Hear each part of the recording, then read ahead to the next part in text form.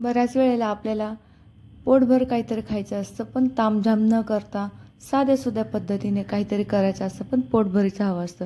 तर अशा वेळेस मस्त असे डाळ फळं किंवा वरण फळं करू शकता.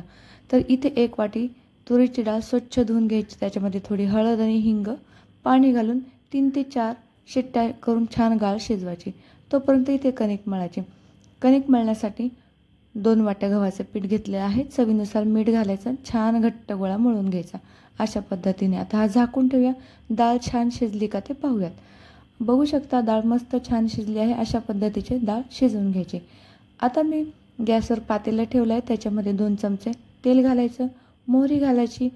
तेल गरम झालं, मोहरी घालायची. नंतर छान मोहरी तडतडू दिली की मग जिरे घालायची.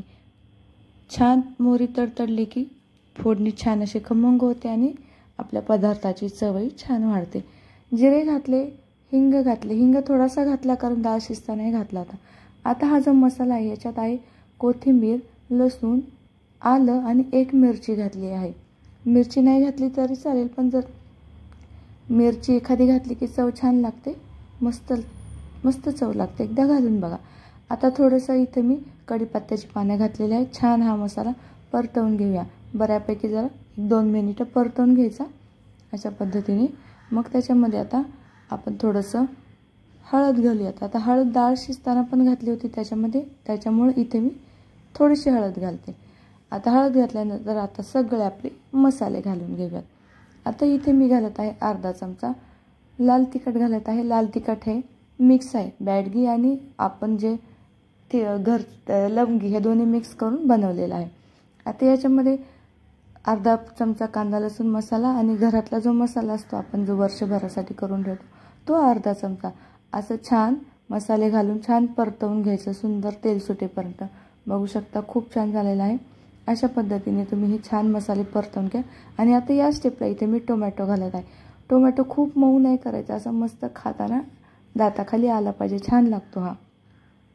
तर एक असा थोडासा खूप बारीक नाही खूप मोठा नाही, असा मध्यम साईजमध्ये मी कापून घेतला आहे. आणि अशा पद्धतीने तो पण परतवून घ्यायचा. आणि याच्यामध्ये आता थोडंसं चवीनुसार मीठ घालून घ्यायचं. मीठ फोडणीतच घालायचं, अंदाजाने घालून घ्यायचं. तर इथे मी 4 लोकांसाठी वरणफळं करत आहे. त्या पद्धतीने मी इथे डाळ वगैरे घेतलेली आहे. आता ही छान शिजलेली डाळ घालूयात. आणि याच्यामध्ये पाणी घालायचं, पण पाणी थंड नाही घालायचं. एका साईडला पाणी कोमट करायला ठेवायचं. खूप उकळतही घालायचं नाही, तसे असे बुडबुडे उडतात. कोमट पाणी घालायचं म्हणजे छान तर्री राहते आणि चव छान लागते आणि उकळायला मदत होते. पटकन आपलं हे वरण उकळलं जातं. बघू शकता अशा पद्धतीने मी तुम्हाला कितपत पातळ हवे तेवढं तुम्ही पाणी घालून घ्या. मी जरा रसरशीतच वरणफळं करते. खूप घट्ट वरणफळं जरा नाही आवडत मला, जरा रसरशीत आवडतं. तर आता ही कणिक छान मळली आहे. त्यातला एक गोळा घ्यायचा आणि छान अशी त्याची पातळ पोळी लाटायची. पोळी तुम्ही जेवढी पातळ लाटताल ना तेवढं ते शिजल्यावरती छान लागतं. आणि जाड जर पोळी लाटली गेली तर शिजल्यावरती असं ते जाडसर असं चव नाही छान लागत, पातळ मस्त लागतं. तर छान पातळ पोळी लाटायची, होता येईल तेवढी पातळ पोळी लाटायची अशा पद्धतीने. आणि कडासुद्धा छान अशा एकसारख्या लाटून घ्यायच्या. जेवढ्या कडा लाटताल तेवढी पोळी अशी छान पसरली जाते. आता हे माझ्याकडं हे असं कापायचं आहे, शंकरपाळी वगैरे कापतो त्या पद्धतीनेही कापून घ्यायचं. मीडियम साईजमध्ये तुम्हाला कुठल्या आकारामध्ये आहेत, चौकोनी किंवा अशा शंकरपाळ्याच्या आकाराच्या तुम्ही ह्या पोळीचे काप करू शकता. बघू शकता अशा पद्धतीने मी कट करत आहे. आणि काय करायचं, जे आपण कट करतो ते एकदम सगळ्या पोळ्या लाटून कट नाही करायचे, ते एकमेकांना चिकटतात. बघू शकता किती छान असं पातळ झालेलं आहे. अशा पद्धतीने पातळ करून घ्यायचं. आता छान असं वरण उकळलेलं आहे असं. आणि आता याच्यामध्ये आपण ह्या पातळ केलेल्या पोळ्या लाटून घेऊया छान.